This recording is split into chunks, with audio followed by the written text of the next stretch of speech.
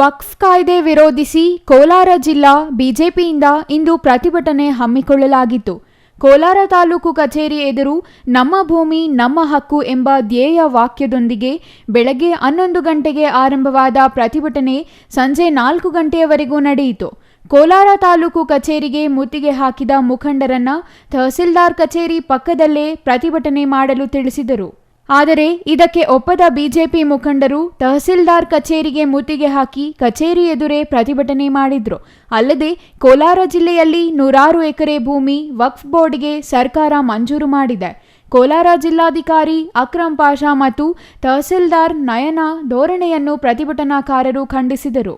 ಈ ವೇಳೆ ಮಾತನಾಡಿದ ಮಾಜಿ ಸಂಸದ ಎಸ್ ಮುನಿಸ್ವಾಮಿ ಅವರು ಸಿಎಂ ಸಿದ್ದರಾಮಯ್ಯ ಹಾಗೂ ರಾಜ್ಯ ಸರ್ಕಾರದ ವಿರುದ್ಧ ಘೋಷಣೆ ಕೂಗಿ ಆಕ್ರೋಶ ಹೊರಹಾಕಿದರು.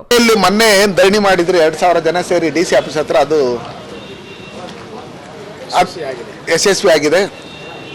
ಇದನ್ನ ಒಂದು ಸಾಂಕೇತಿಕವಾಗಿ ಒಂದು ಧರಣಿ ಮಾಡ್ಬೇಕಂತ ಹೇಳಿ ರಾಜ್ಯದಲ್ಲಿ ಎಲ್ಲ ಕಡೆನೂ ನಮ್ಮ ರಾಜ್ಯಾಧ್ಯಕ್ಷರಾದಂಥ BY ವಿಜೇಂದ್ರರವರು ಮತ್ತೆ ಅಶೋಕಣ್ಣವರು, ಛಲವಾದಿ ನಾರಾಯಣಸ್ವಾಮಣ್ಣವರು, ಪಕ್ಷದ ಮುಖಂಡರುಗಳು ಏನು ಕರೆ ಕೊಟ್ಟ ನಂತರ ಇವತ್ತು ನಾವು ಸಾಂಕೇತಿಕವಾಗಿ ಕೋಲಾರ ತಾಲೂಕು ದಂಡಾಧಿಕಾರಿಗಳ ಕಚೇರಿ ಮುಂದೆ ಕೋಲಾರ ಜಿಲ್ಲೆಯಲ್ಲಿ ಏನು ವಕ್ಫ್ ಬೋರ್ಡ್ಗೆ ಸೇರಿಸಿರ್ತಕ್ಕಂಥ ಆಸ್ತಿಗಳಿದೆ ಮತ್ತೆ ಸೇರಿಸಬೇಕು ಅಂತೇಳಿ ಏನು ವಕ್ಫ್ ಬೋರ್ಡ್ ಅವರು ಮನವಿ ಕೊಟ್ಟಿದ್ದಾರೆ. ಅದಕ್ಕೆ ಜಿಲ್ಲಾಧಿಕಾರಿಗಳು ಅಧಿಕಾರಿಗಳನ್ನು ಕರೆದು ಅವ್ರ ಮೇಲೆ ಒತ್ತಡ ಹಾಕಿ ನಾನು ಎಷ್ಟು ದಿನ ಇರ್ತೀನೋ ಹೇಳಕ್ಕಾಗಲ್ಲ.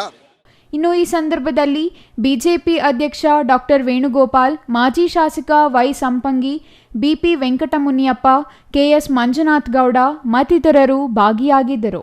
News bureau, CTV news, Chikkaballapur.